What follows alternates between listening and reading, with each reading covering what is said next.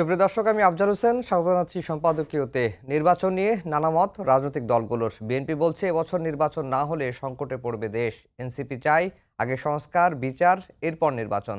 জামাত চাই রয়ে সয়ে নির্বাচন। এ নিয়ে দলগুলোর মধ্যে চলছে কথার লড়াই, অসুস্থ প্রতিযোগিতা। প্রধানমন্ত্রী ও সরকারের মেয়াদ সংস্কারের বেশ কিছু গুরুত্বপূর্ণ ইস্যুতে মতবিরোধ দেখা দিয়েছে কোনো কোনো রাজনৈতিক দলের পক্ষ থেকে। সমসাময়িক রাজনীতি সহ নানা বিষয় নিয়ে আমাদের আজকের সম্পাদকীয় নির্বাচন নিয়ে মতের অমিল। আর এ নিয়ে আলোচনার জন্য স্টুডিওতে উপস্থিত আছেন অধ্যাপক doctor M Siddiqur Rahman Khan, dean, কলা অনুষদ, ঢাকা বিশ্ববিদ্যালয়, এবং Mujibur Rahman Manju, chairman AB party. দর্শক, আপনারাও এই আলোচনায় অংশ নিতে পারেন, এজন্য আপনাদের ফোন করতে হবে টেলিভিশনে দেখার নম্বরে। এছাড়া ফেসবুকের মাধ্যমেও আপনাদের মন্তব্য পাঠাতে পারেন। আজকে আদালতে একটি ঘটনা ঘটেছে।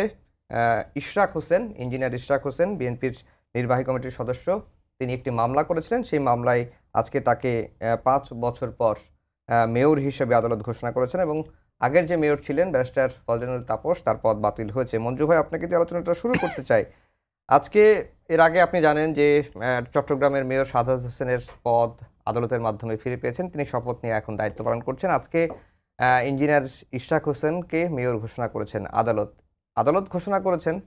তারপরেও মানুষের পাবলিক পারসেপশন, যেটি সামাজিক যোগাযোগ মাধ্যমে দেখছিলাম, যে এই ধরনের আদালতের মাধ্যমে মেয়র ঘোষণা করা বা আদালতের রায়ে মেয়র পদ দায়িত্ব নেওয়া, এটি কতটুকু সমীচীন হবে, এই প্রসঙ্গগুলো কিন্তু আসছে, এবং মানুষের মধ্যে পারসেপশনটা খুবই জটিল যে 5 আগস্টের পরেই আদালত কেন এই রায়টি দিলেন, বা আদালতের ঘাড়ে বন্দুক রেখে এই রায়টি নেওয়া হলো কিনা, এই নানা ধরনের প্রসঙ্গ আসছে। আপনি কিভাবে? ধন্যবাদ আফজাল।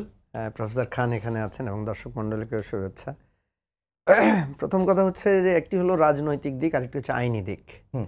আদালত যে রায় দিয়েছে সেটা তো আইনি একটা ব্যাপার, নিশ্চয়ই সেখানে কি পয়েন্ট আছে বা আইনি কি ভিত্তি আছে সেটা নিয়ে তো আমরা না জেনে অত বিষয় বলতে পারবো না। রাজনৈতিক দিক হচ্ছে এই ধরনের রাজনৈতিক রায়গুলো যখন আদালতের মাধ্যমে হয় তখন কিন্তু সরকারে কারা আছেন, সরকারে যারা আছেন, রায়টাও যদি তাদের পক্ষে যায়, তখন আপনি যত মানে আইনি ভিত্তি থাকুক, মানুষ একটা ধারণা করে নেয় যে এখানে আদালত প্রভাবিত হয়েছে। হ্যাঁ, আবার যদি সরকার বিপক্ষে থাকে, আদালত যদি আপনার পক্ষে রায় দেয়, তখন কিন্তু মনে হয় যেন এটা একটা বিরাট বিজয় হয়েছে, যে জনগণের কথাটা আদালতের মাধ্যমে প্রতিফলিত হয়েছে।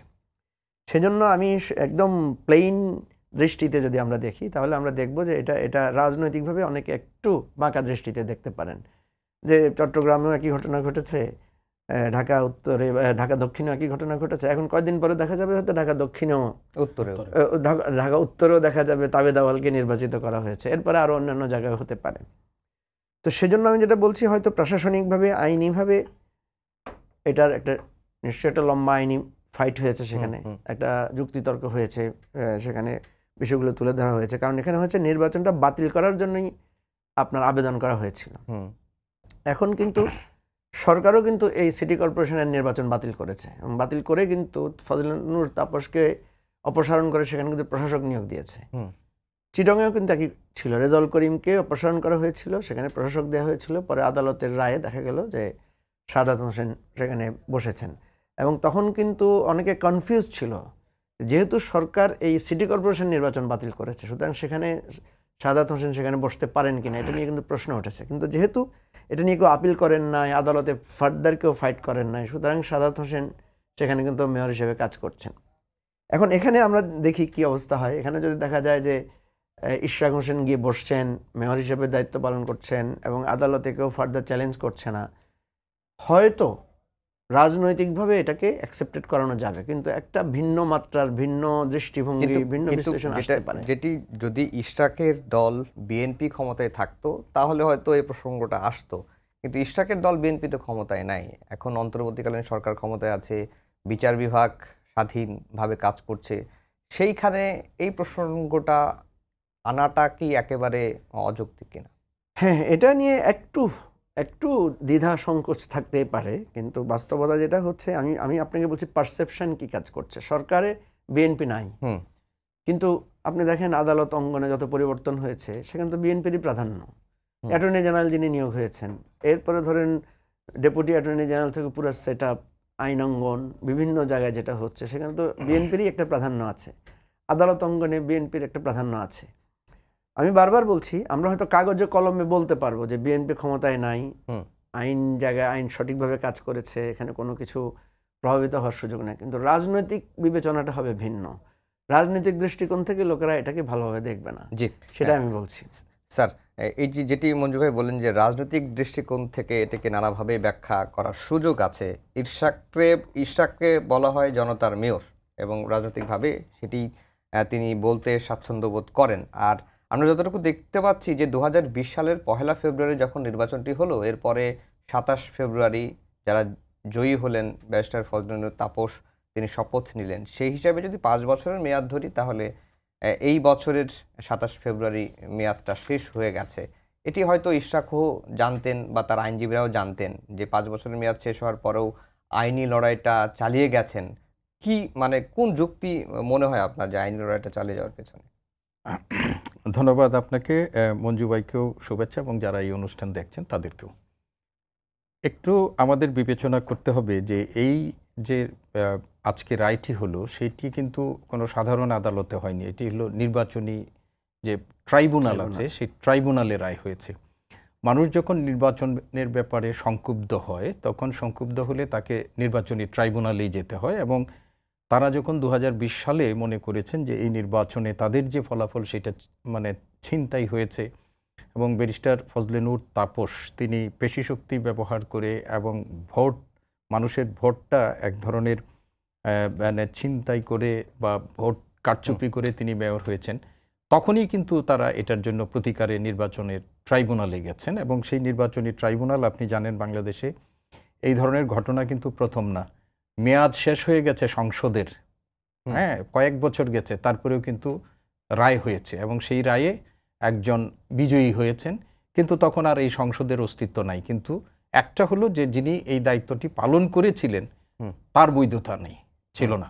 এই ধরনের ঘটনা কিন্তু বাংলাদেশের জাতীয় সংসদের একাধিক ঘটনা হয়েছে এবং নির্বাচনী ট্রাইব্যুনালে যে মামলাগুলো হয় সেই মামলাগুলো আমরা বাংলাদেশের বাস্তবতায় আমরা দেখি যে সেই মামলাগুলোর দীর্ঘসূত্রিতা থাকে, অনেক দিন থাকে।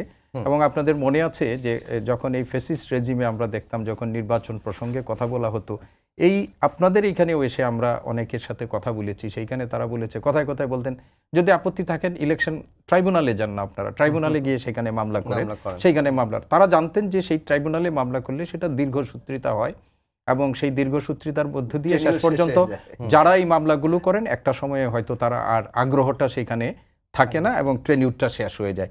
ইশরাকের ক্ষেত্রেও কিন্তু এরকমই হয়েছে যে টেনিউর আপনি যে একটু বললেন, আমি জানতাম না এটা, যে একটু টেনিউর শেষ হয়ে গেছে, এখন এটার আইনি বাধ্য মানে কি হবে সেটা আমরা জানি না। এবং ইশরাক কিন্তু তার তাৎক্ষণিক প্রতিক্রিয়া ইঞ্জিনিয়ার ইশরাক তিনি বলেছেন যে আমি দায়িত্বভার গ্রহণ করব কিনা বা পরবর্তী কী পদক্ষেপ হবে সেটা আমার দল বিবেচনা করবে, আমার দলীয় সিদ্ধান্ত। কিন্তু আমার কাছে যেটি বড়, ওনার কাছে যেটি বড় মনে হয়েছে যে তিনি ন্যায় বিচার পেয়েছেন এবং সেখানে তার বিজয় হয়েছে, সেইটা একটা বিষয়। এখন আপনি দেখেন যদি কোনো মামলা হয় বা আপনি যদি কোনো সংক্ষুব্ধ হন আপনাকে তো ইলেকশন ট্রাইব্যুনালেই যেতে হবে, এর বাইরে না। এটা যদি সাধারণ কোনো ট্রাইব্যুনাল মানে বিচার থেকে উচ্চ আদালত থেকে রায় দিয়ে দিত তাহলে সেটার প্রশ্ন হতো যে এটা একটা প্রক্রিয়ার মধ্য দিয়ে সেটি আসছে এবং এর কোনো বিকল্প নেই। এখন আপনি বললেন যে ইশরাককে তো মানুষ ধরেই নিয়েছে যে জনতার মানে সে মেয়র, এখন সেটা আইনিভাবেও প্রমাণিত হয়েছে যে আসলেই সে জনতার মেয়র, সেই জনতা তাকেই নির্বাচন করেছিল এবং ব্যারিস্টার ফজলে তাপস তিনি কারচুপির মাধ্যমে সেই নির্বাচনী ফলাফলটা মানে ছিনিয়ে নিয়ে তিনি মেয়র হিসাবে দায়িত্ব পালন করেছেন। জনগণের যে পারসেপশন ছিল, জনগণ যেটি মনে করত সেটি এখন আইনি কাঠামোর মধ্য দিয়ে, আইনের মধ্য দিয়ে সেটি প্রমাণ হয়েছে। এখন নির্বাচন কমিশনের আজকে প্রতিক্রিয়া আমরা দেখেছি, তারা বলেছেন যে আমাদের কাছ থেকে ওই কমিশন আদালত থেকে আসবে, তাদের যে ডাইরেকশন হবে সেই ডাইরেকশন অনুযায়ী আমাদের পরবর্তী পদক্ষেপ আমাদের হবে। কিন্তু আজকে যেটি হয়েছে আমি মনে করি যে এটি আমাদের যে আপনার ইলেকশন কমিশনের মধ্যেও মানুষের যে নির্বাচনী ট্রাইব্যুনালের মধ্যেও যে মানুষের অনেকটা সংশয় ছিল যে সেখানে পাওয়া যায় না এবং সরকার প্রভাবিত করে দীর্ঘায়িত করে, সেটার ক্ষেত্রেও আমরা মনে করি যে একটা নিরপেক্ষ অন্তর্বর্তীকালীন সরকার আছেন, সেই সরকারের সময় এই রায়টির মধ্য দিয়ে এটি প্রমাণিত হয়েছে যে আসলে যিনি জনতার মেয়র ছিলেন তিনি প্রকৃত অর্থে বিজয়ী হয়েছিলেন, তার রায়টি ছিনিয়ে নেওয়া হয়েছিল, এটা কিন্তু প্রমাণিত। এখন পরবর্তীতে তিনি যদি আইন অনুযায়ী যদি নাও থাকেন, অন্ততপক্ষে এটি প্রমাণ হয়েছে যে এটা তিনি মেয়র। জি, মঞ্জু ভাই, আমরা এখন জাতীয় নির্বাচনের দিকে আসি। এই যে নির্বাচনের রোডম্যাপ নিয়ে বিতর্ক আমরা শুরু থেকেই দেখতে পাচ্ছি, এবং বিএনপি বলছে যে যদি এই বছর নির্বাচন না হয় দেশ মারাত্মক সংকটে পড়বে। এনসিপি একদিকে কথা বলছে, তারা বলছে আগে সংস্কার, বিচার, এরপরে নির্বাচন। এক এক সময় এক এক ধরনের বক্তব্য তাদের তরফ থেকে আসছে। জামাত অনেকটা সতর্কভাবেই কথাবার্তা বলছে, কখনো বিচারের কথা বলছে, কখনো সংস্কারের কথা বলছে, আবার কখনো যৌক্তিক সময় নির্বাচনের কথা বলছে। কিন্তু সরকারের তরফ থেকে, যেটি কিছুদিন আগেও ডক্টর মোহাম্মদ ইউনূস বললেন যে ডিসেম্বরে নির্বাচন হবে, সময় হাতে কম, যা সংস্কার এখনই করে ফেলতে হবে, পুলিশকে তিনি দায়িত্ববান হওয়ার জন্য বা প্রস্তুতি নেওয়ার নির্দেশ দিলেন। আবার তিনি জাতির উদ্দেশ্যে ভাষণে বললেন ডিসেম্বর থেকে জুনের মধ্যে নির্বাচন হবে। এই যে সুস্পষ্ট নির্বাচনের রোডম্যাপ ঘোষণাটা সরকারের তরফ থেকে আসছে না, এর পেছনে যুক্তি আসলে কি থাকতে পারে? ইলেকশন নিয়ে প্রথম থেকেই অনেকেই রেখে রেখে কথা বলছিলেন। আমরা কিন্তু প্রথম থেকে স্পষ্ট করে বলেছি যে বাংলাদেশের বর্তমান পরিস্থিতিতে এই অন্তর্বর্তীকালীন সরকার ক্ষমতায় আসার পর থেকে 1.5 থেকে 2 বছরের মধ্যেই সংস্কার, বিচার সবকিছুর একটা যৌক্তিক জায়গায় গিয়ে ইলেকশন করা সম্ভব। আমরা এটার একটা ব্যাখ্যাও দিয়েছিলাম যে সাধারণত কেয়ারটেকার সরকারগুলো ইলেকশন করার জন্য 3 মাস সময় থাকে, এবং আমাদের যে 4টি কেয়ারটেকার সরকার বা 3টি কেয়ারটেকার সরকার ছিল আগে, 111-এরটা বাদ দিলে সবাই কিন্তু 3 মাসের মধ্যে ইলেকশন করেছে। এবারটা যেহেতু ওই অর্থে কেয়ারটেকার সরকার না, এটা একটা অন্তর্বর্তীকালীন সরকার, এবং এর অনেকগুলো কাজ এর মধ্যে যোগ হয়েছে, শুধু ইলেকশন করার কাজ না, এত বড় একটা হত্যাকাণ্ড, গণহত্যা এবং বিষয়গুলো হয়েছে, সেটার একটা বিচারিক প্রক্রিয়া, দেশকে একটা স্থিতিশীল অবস্থায় নেওয়া, দেশের অর্থনৈতিক পরিস্থিতি সব কিছু তো ভেঙে পড়েছিল। আরেকটা হচ্ছে সংস্কার। আমরা যে সংস্কারের প্রত্যাশাটা করেছিলাম, যে স্বপ্নটা দেখেছিলাম, সেরকম একটা সংস্কারের একটা অঙ্গীকার আছে আমাদের মানুষের কাছে, এবং দেন ইলেকশন করা। তাহলে আমরা যদি দেখি যে সংস্কারের জন্য সংস্কার কমিশন কাজ করছে, বিচারিক প্রক্রিয়ার জন্য ট্রাইব্যুনাল, কোর্ট কাজ করছে, ইলেকশন কমিশন করা হয়েছে, ইলেকশন কমিশন নানা সংস্কারের মধ্যে দিয়ে ইলেকশন কন্ডাক্ট করবে, প্রত্যেকে যদি তার জায়গা থেকে আলাদা আলাদা করে কাজ করে, এবং গভর্নমেন্টের যেই উপদেষ্টারা আছেন ওনারা মানে ডেইলি অ্যাফেয়ার্সগুলো করে দেশটাকে একটা স্থিতিশীল অবস্থায় নেবেন, তাহলে খুব ইজিলি আপনার 1 থেকে 1.5 বছরের মধ্যে এই কাজগুলো করা যায়। এবং এগুলো যখন একটা সেটেলমেন্ট পজিশনে আসবে, 3 মাসের মধ্যে ইলেকশন করে ফেলাটা কোনো ব্যাপার না। সমস্যাটা হচ্ছে যে আমরা এই জায়গাগুলোতে টু দ্য পয়েন্ট আলাপ না করে, মানে বিএনপি একদিকে ছুটছে, মানে বিএনপির অবস্থা দেখলে আপনি বুঝবেন যে বিএনপি শুধু মনে করে দেশের এখন একটাই সমস্যা, সেটা হচ্ছে একটা ইলেকশনের ডেট দিলেই সব সমস্যার সমাধান হয়ে যায়। এনসিপি মনে করছে যে না, ইলেকশন ইম্পর্টেন্ট না, আমাদের এটা দরকার সেটা দরকার। কিন্তু এই সমস্ত বিষয়তে স্পেসিফিক একটা কথা আমরা আসতে পারি যে ঠিক আছে, স্পেসিফিক আমাদেরকে বলেন যে বিচারটা কবে নাগাদ একটা বিচার শুরু হবে, অ্যান্ড দেন বিচারের জায়গাটা কোথায় শেষ হতে পারে। সংস্কারগুলো কিন্তু একটা গুছিয়ে এসেছে। এখন গুছিয়ে আসার পরে এই যে দেখুন আমাদের সাথে এখন সংলাপ হচ্ছে, 7 তারিখ আমাদের সাথে মিটিং আছে, তো আমরা আশা করছি যে আগামী, এটা হচ্ছে মার্চ মাস, এপ্রিলের মধ্যে সংস্কারের জায়গাটা ক্লিয়ার হয়ে যাবে। তাহলে এপ্রিলের পর থেকে বাস্তবায়নের জন্য আপনার কয় মাস, 3 মাস, 4 মাস, 6 মাস নেন, অসুবিধা নাই তো। কিন্তু সংস্কারের সাথে ইলেকশনের তো এখানে কোনো কনফ্রন্টেশন নাই। ইলেকশনের প্রস্তুতি তো ইলেকশন কমিশন শুরু করে দিয়েছে। ইলেকশন কমিশন কিন্তু বলেছে যে আমরা ডিসেম্বরে ইলেকশন করার জন্য প্রস্তুত আছি। আমি কিন্তু আরেকটা জিনিস খুবই গুরুত্বপূর্ণ দেখি, সেটা হচ্ছে ইলেকশনের জন্য, যেটা আমি সব জায়গায় বলি, আমি জানি না সবাই এটাকে উপেক্ষা করে যাচ্ছেন কিনা বা দেখছেন না কিনা। ইলেকশনের জন্য বড় ফ্যাক্টর হচ্ছে আওয়ামী লীগকে আপনি ইলেকশনে কিভাবে দেখতে চান, আওয়ামী লীগের অবস্থানটা কি হবে ইলেকশনে। কারণ আওয়ামী লীগ তো এদেশের একটা রাজনৈতিক শক্তি ছিল, তারা পলাতক হয়েছে ঠিক আছে, কিন্তু তাদের পুরো সাংগঠনিক অবস্থা তো 90% এখানে বিদ্যমান। এখন বিএনপি বলছে আওয়ামী লীগ নিষিদ্ধ করা তারা চায় না, সরকারও বলছে আওয়ামী লীগ নিষিদ্ধ করার আমাদের নীতিগত কোনো সিদ্ধান্ত নাই। ওয়েল, আপনি একটা দল নিষিদ্ধ করবেন কি করবেন না সরকারের নীতির ব্যাপার, কিন্তু এনসিপির কথা হচ্ছে তারা আওয়ামী লীগকে নিষিদ্ধ করতে চায়। আমরা বলছি আমরা আওয়ামী লীগের একটা বিচার চাই। এত বড় একটা যারা কিন্তু মানে লুটপাট করলো, হত্যাকাণ্ড করলো, এত ভয়ানক কাজ করলো, আমরা তাদের বিচার চাই। আজকে পত্রিকায় দেখলাম যে এনসিপির আহ্বায়ক নাহিদ ইসলাম তিনি বলেছেন যে আওয়ামী লীগের নিবন্ধন বাতিলের দাবিতেই তারা এগিয়ে যাবেন, এবং আওয়ামী লীগ নিষিদ্ধের বিষয়টি বিচারের প্রক্রিয়ার মাধ্যম দিয়ে হবে। আমার কথা হচ্ছে রায় কি হবে তা আপনি জানেন না। আমার বিরুদ্ধে অভিযোগ, আমার কি ফাঁসি হবে, না আমার নাগরিকত্ব বাতিল হবে, না আমাকে ডিটেইন করবেন, এটা তো রায়ের ব্যাপার। আওয়ামী লীগের বিরুদ্ধে আমরা বিচার চাই। আওয়ামী লীগ যে হাজার হাজার লাখ লাখ মানুষকে কষ্ট দিয়েছে, হাজার হাজার মানুষকে হত্যা করেছে, গুম করেছে, খুন করেছে, টাকা পাচার করেছে, নির্বাচন ব্যবস্থা ধ্বংস করেছে।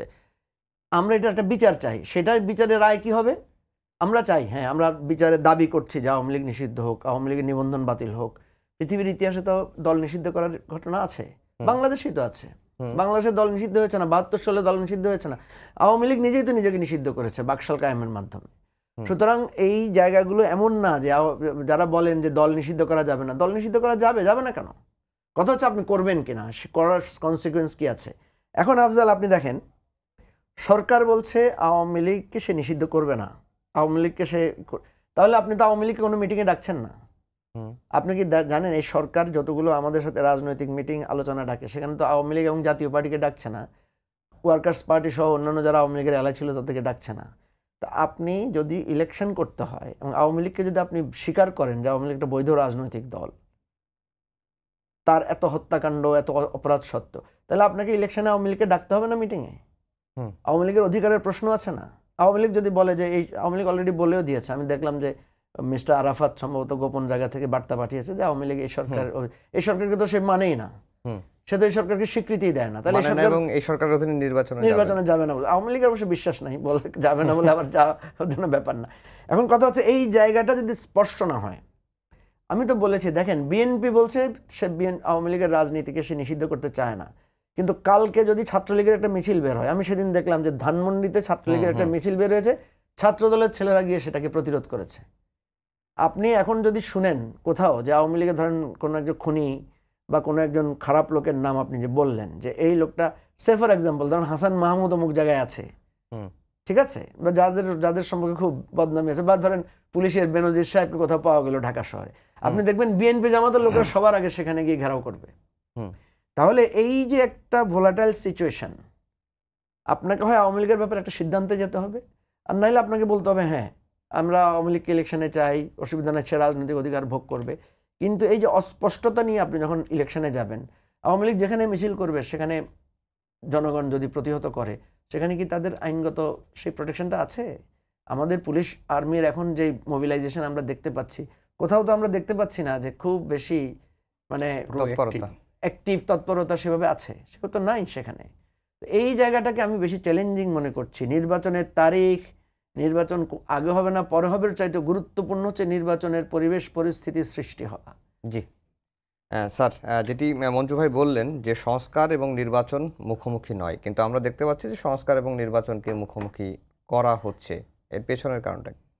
দেখেন, আমি যেটা বলতে চাই যে আমাদের এই নির্বাচনকে কেন্দ্র করে আমাদের রাজনৈতিক দলগুলোর মধ্যে একটা দ্বিধাবিভক্তি, মিশ্র প্রতিক্রিয়া আমরা তো দেখতেই পাচ্ছি, এবং এটাকে আমি খুব বেশি যে খুব আশ্চর্য বা রাজনীতিতে এটাকে খুব একেবারে নজিরবিহীন ঘটনা বলে আমি এটাকে বিবেচনা করছি না। দেখেন, বিএনপি রাজনৈতিক দল হিসেবে তারা গত 15-16 বছর ধরে মাঠে রাজনীতি করেছে, তাদের অনেক প্রসঙ্গ ছিল, কিন্তু তাদের প্রধান প্রসঙ্গ ছিল যে একটা ফ্রি অ্যান্ড ফেয়ার ইলেকশন এবং একটা অন্তর্ভুক্তিমূলক নির্বাচন, একটা সুষ্ঠু নির্বাচন। এটাই ছিল তাদের প্রধান রাজনৈতিক এজেন্ডার মধ্যে, এবং তারা মনে করে যে রাজনৈতিক দল হিসাবে তারা সরকার আগে পরিচালনা করেছে, এবং তারা যদি একটা মানে নিরপেক্ষ নির্বাচন হতো, সেই নির্বাচনে তারা বিজয়ী হয়ে সরকার গঠন করে তাদের যে রাজনৈতিক এজেন্ডা আছে, তাদের যে রাজনৈতিক পরিকল্পনা আছে, সেইগুলো নিয়ে যাবে। বিএনপি তো 2023 সালে আপনার 31 দফা সংস্কার কর্মসূচিও ঘোষণা করেছিল, এবং এই সংস্কার কর্মসূচি নিয়ে আওয়ামী লীগের লোকেরা কিন্তু অনেক উপহাস করেছে, এবং কবে বিএনপি মানে ক্ষমতায় যাবে সেই স্বপ্ন দেখে তারা এইগুলো করবে কিনা, এগুলো নিয়ে অনেক বাহাস আছে। সংস্কার তো বিএনপিও চায়, তারা তো মানে এটা বললাম যে 2023 সালের জুন মাসে তো তারা সেটা ঘোষণাও করেছিল যে 31 দফা, এবং আজকে যে সংস্কার কমিশনগুলোর সংস্কার প্রস্তাবনাগুলো আছে আপনি দেখেন 23 সালে তারা যেগুলো করেছিল অনেকগুলো এখানেও একই রকম ভাষা না হলেও সেন্সটা একরকমই আছে। এখন বিএনপি যেহেতু তারা গত 15 বছর ধরে, 1.5 দশক ধরে তারা নির্বাচনের জন্য প্রস্তুত থেকে নির্বাচনী করেছে, অতএব তাদের কাছে নির্বাচনী ইস্যুটা খুব গুরুত্বপূর্ণ। এখন জামাত দেখেন, জামাত তো রাজনৈতিক দল হিসেবে নিষিদ্ধ হয়ে গিয়েছিল, তারা আবার রাজনীতির মাঠে আসছে, এখনো বোধহয় নিবন্ধন তাদের এখনো রিভাইভ করা হয় নাই, নিবন্ধন করা হয়নি। এনসিপি পরশুদিন রাজনৈতিক সংগঠন হিসাবে তারা আত্মপ্রকাশ করেছে। রাজনৈতিক সংগঠন হিসাবে নির্বাচনে যাওয়ার জন্য একটা দলের যে কাঠামোকে আপনার বিন্যস্ত করা দরকার, সেটার জন্যও তাদের সময় দরকার আছে। এখন আপনি কতটুকু চিন্তা করছেন যে আমার এই রাজনৈতিক যে এজেন্ডা সেই এজেন্ডার সাথে যুক্ত এবং এর সাথে আপনার দেশের সার্বিক মানে স্বার্থ এইগুলো আপনি প্রশ্ন করতে পারেন। এখন যেটা হচ্ছে যে ওরা বলছে যে সংস্কার কে না চাচ্ছে, সবাই তো সংস্কার চাচ্ছে। আপনি সংস্কার শেষ করে এই শব্দটাই হচ্ছে একটা মানে আপনি বিভ্রান্তিকর কথা, যে সংস্কার শেষ করা বলে সংস্কার কোনো হয় না। সংস্কার তো এটা একটা চলমান প্রক্রিয়ার মধ্য দিয়েই যাবে এবং সেটি যাবে। এবং এই যে একটু আগে মঞ্জু ভাই বলেছি আমি, যে সংস্কারের মতো চলবে, বিচার প্রক্রিয়ার মতো করে চলবে এবং একই সাথে নির্বাচনী যে কার্যক্রম, সেই নির্বাচনী প্রস্তুতিমূলক কার্যক্রম সেটাও আমাদের চলতে হবে। এখন জামাত যে কথাটি আমি মনে করছি যে জামাতেরও এই একটা জাতীয় নির্বাচনে অংশগ্রহণ করার জন্য তাদেরও একটা প্রস্তুতিমূলক ব্যাপার আছে, সেটার জন্য তাদের একটু সময়। বিএনপি মনে করছে যে না, আমরা তো প্রস্তুত হয়ে আছি, সেই জন্য তারা করছে। কিন্তু আমি আলটিমেটলি মনে করি যে একটা পর্যায়ে সরকার এখন যেটি অস্পষ্ট আমাদের কাছে, আপনি 8 মাস 7 মাস পার হয়েছে, সরকার তো এখনও আমাদের কাছে সুস্পষ্টভাবে বলে নাই যে আমরা এই সংস্কারগুলো করতে চাই বা এই সংস্কার করার জন্য সেটাও স্পষ্ট। তো আমরা আশা করি এখন যে ঐক্যমত্য কমিশনের মধ্য দিয়ে যে আলোচনাটি শুরু হয়েছে, আমরা আশা করি যে আগামী মাসের মধ্যে সরকারেরও সংস্কার প্রসঙ্গে তাদের যে মানে প্রত্যাশা, আপনি 166টা না আপনার আচ্ছা করেছে সেইখানে, তো সেইখানে কিন্তু রাজনৈতিক দলগুলোর মধ্যে কতগুলো বড় ইস্যু ছাড়া অনেকগুলোতে এখানে সিদ্দিক ভাই ইন্টারেস্টিং ঘটনা হচ্ছে, দেখেন যেই সংস্কার প্রস্তাবগুলোর সাথে সংবিধান সংস্কারের কোনো প্রসঙ্গ নাই, সেগুলো বাস্তবায়ন করতে অসুবিধা নাই। এগুলো বাস্তবায়ন করতে আপনি আমাদের জিজ্ঞাসা করার দরকার নাই। আপনি অলরেডি 111টার মতো এগুলো তো গভর্নমেন্ট তার এক্সিকিউটিভ অর্ডারই সে বাস্তবায়ন করতে পারছে, কোনটা অধ্যাদেশ দিয়েও সে করতে পারছে। সংস্কারের মূল জায়গাটা হচ্ছে সাংবিধানিক সংস্কারের জায়গাটা, সেখানেই যদি আপনি একটা কনসেনসাসে পৌঁছানোর পদক্ষেপ নেন।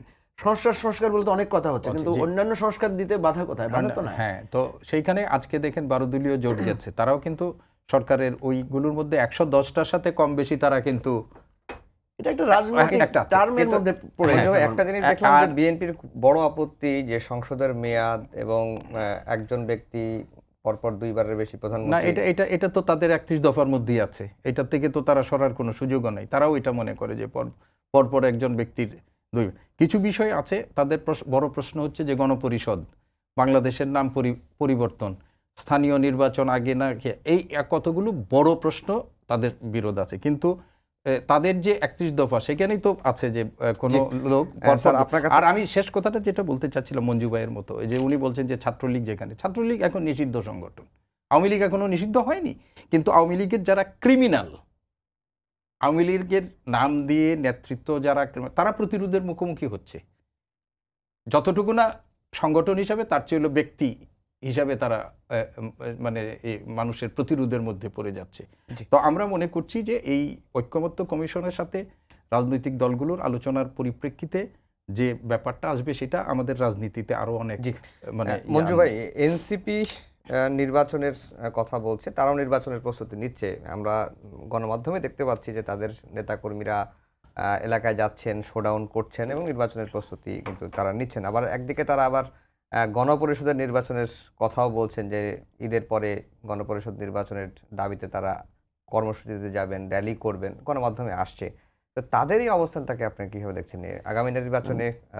গণপরিষদটা তো স্পেসিফিক্যালি চাচ্ছে হচ্ছে কনস্টিটিউশন অ্যামেন্ডমেন্টের জায়গায়। গণপরিষদের কাজ কি? নতুন সংবিধান প্রণয়ন বা সংবিধানকে পুনর্লিখনের জায়গাটায় গণপরিষদের কাজ। দেখেন, গণপরিষদের ইস্যুটা কিন্তু এখন কিছুটা ঝিমিয়ে এসেছে। কেন? কারণ আমাদের এখানে যে প্রস্তাবটা দেওয়া হয়েছে যে কনস্টিটিউশন অ্যামেন্ড করার যে অথরিটি হচ্ছে 2টা, একটা হচ্ছে পার্লামেন্ট, আর পার্লামেন্ট যদি না থাকে বা পার্লামেন্টের অ্যাবসেন্সে হচ্ছে গণপরিষদ। আমাদের দেশের যে সংবিধানটা হয়েছে, এটা পাকিস্তানের 70 সালের যে নির্বাচনটা হয়েছিল, সেই নির্বাচনে যারা বিজয়ী ছিল তাদেরকে নিয়ে কিন্তু প্রথম গণপরিষদ তৈরি হয়েছে। তো গণপরিষদ গঠনের বিভিন্ন রকমের পদ্ধতি থাকতে পারে, ঠিক আছে? ওদের মানে এনসিপির পজিশন ছিল যে যেহেতু এই কনস্টিটিউশনটা আমরা নতুন করে অ্যামেন্ড করতে চাই এবং পুনর্লিখন, কেউ বলেছে নতুন সংবিধান ইত্যাদি। যেমন বিএনপিকেও এক সময় বলেছে, বেগম জিয়ারও এরকম কথা আছে যে এই সংবিধান ছুঁড়ে ফেলতে হবে। কারণ যে এই সংবিধান 17-18 বার কাটাছেড়া করা হয়েছে এবং একটা জিনিস ঘুরিয়ে ফিরিয়ে বারবারই পোস্ট মানে রেকটিফিকেশন করতে হয়েছে আমাদেরকে। তো এই কারণেই তারা গণপরিষদের কথাটা এনেছিল। এখন কথা হচ্ছে আমাদের কাছে কিন্তু সেখানে অপশন দেওয়া হয়েছে যে এই কনস্টিটিউশন অ্যামেন্ড করার জন্য কোন পদ্ধতি গ্রহণ করা যেতে পারে। একটা হচ্ছে গণপরিষদ, একটা অপশন, একটা হচ্ছে ইয়া দিয়ে আপনার এই যে অধ্যাদেশ দিয়ে একটা অপশন, আরেকটা দিয়েছে যে গণভোটের মাধ্যমে একটা অপশন, আরেকটা হচ্ছে আফটার ইলেকশন পার্লামেন্টের মাধ্যমে। জি মঞ্জু করা। শেষ করি। তা আমরা হচ্ছে যে আমরা দুইটা জিনিসকে বলেছি, একটা হচ্ছে যে সবচেয়ে ইজিয়েস্ট অপশন হচ্ছে অধ্যাদেশ দিয়ে করা, কিন্তু কনস্টিটিউশনের ফান্ডামেন্টাল ক্যারেক্টার চেঞ্জ করা আপনি অধ্যাদেশ দিয়ে পারেন না। সেক্ষেত্রে আপনার ডক্ট্রিন অফ নেসেসিটির রেফারেন্সে যদি সুপ্রিম কোর্ট একটা বিধান Direction দেয়, দেয়। ডাইরেকশন দেয় যে ঠিক আছে এটা একটা এক্সট্রাঅর্ডিনারি সিচুয়েশন, যেভাবে ডক্টর ইউনূসকে আমরা প্রধান উপদেষ্টা মেনে নিয়েছি, এটার ভিত্তিতে আপনি কনস্টিটিউশন অ্যামেন্ডের বিষয়টা আপনি গণপরিষদে আপনি অধ্যাদেশের মাধ্যমে করতে পারেন। বাট সকল অধ্যাদেশই তো আপনাকে পার্লামেন্টে গিয়ে করতে হবে, সেই জায়গায় তো অবশ্যই ঐকমত্য লাগবে। সেই জন্য আমি একটু বিএনপি কালকে যে প্রস্তাবনাগুলো দিয়েছে সেই জায়গায় আমি একটু শঙ্কিত, কারণ বিএনপি কিন্তু কনস্টিটিউশন অ্যামেন্ডমেন্টের জায়গায় মেজর জায়গায় আপত্তি করেছে। ফলে সংস্কারের অন্যান্য দিকগুলো হয়তো করা যাবে, কনস্টিটিউশন মানে পরিবর্তনের রিফর্ম করার জায়গাটা আমরা কতটুকু ঐকমত্যে পৌঁছাতে পারবো, বিএনপি যদি এই জায়গায় খুব রিজিড থাকে তাহলে খুব কঠিন হবে। এটা হচ্ছে আমার স্যার, আমরা impression। একেবারে সময় শেষ, 30 সেকেন্ড সময় আছে, একটু দিতে। না, আমি সেটাই বলছি যে আসলে বাংলাদেশে আমরা যখন একটা যে পরিস্থিতির মধ্যে আছি, রাজনৈতিক দলগুলোকেও বাস্তবতা উপলব্ধি করতে পারবে, এবং যেহেতু তারা গণমানুষের রাজনীতি করেন, তো রাজনীতিতে অনেক কথা হয়, কিন্তু আলটিমেটলি যখন আমরা একটা চূড়ান্ত জাতীয় স্বার্থকে বিবেচনা করি তখন সবাই কিন্তু একটা সমন্বয়ের মধ্য দিয়ে একটা পথে আমরা যাই। এবং আমরা মনে করি যে একটা এই ফ্যাসিস্ট বিরোধী আন্দোলনে বহু মানুষের রক্ত, বহু মানুষের আত্মত্যাগ, এর মধ্য দিয়ে যে বাস্তবতার মধ্যে দিয়ে গেছি, সেখানে রাজনৈতিক দলগুলো তারা একটা মিনিমাম সমঝোতার ভিত্তিতে আগামী নির্বাচন এবং সংস্কার সবগুলোর মধ্য দিয়ে একটা ঐক্যমত্যের দিক দিয়ে একটা ভবিষ্যৎ বাংলাদেশের দিকে অগ্রসর হবে, এটা আমি বিশ্বাস করি। জি, আজকে সময় একেবারে কম, সে কারণে হয়তো সুযোগ দিতে পারলাম না। সবাইকেই ধন্যবাদ জানিয়ে শেষ করছি আমাদের আজকের সম্পাদকীয়। আগামীকাল আবারও দেখা হবে রাত 10টায়, দেখার আমন্ত্রণ রইল। শুভরাত্রি।